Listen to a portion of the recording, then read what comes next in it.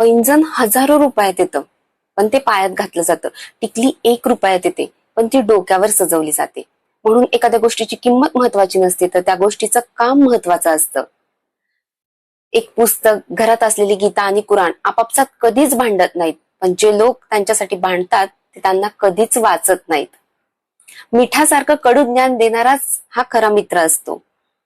नाही तर गोड गोड बोलणारे तर चोंबडे लोक सुद्धा असतात. आणि इतिहास साक्षी आहे की आजपर्यंत मिठात कधीच किडे पडले नाहीत आणि मिठाईत किडे पडतच असतात. चांगल्या रस्त्यावर कोणीच जात नाही आणि वाईट रस्त्यावर सगळ्यांना जायचं असतं. म्हणून दारू विकणाऱ्याला कुठेच जावं लागत नाही आणि दूध विकणाऱ्याला प्रत्येकाच्या घराघरात गल्ली गल्लीत जाऊन दूध विकावं लागतं.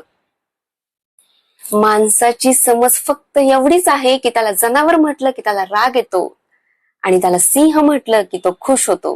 पण सिंह सुद्धा जनावरच आहे.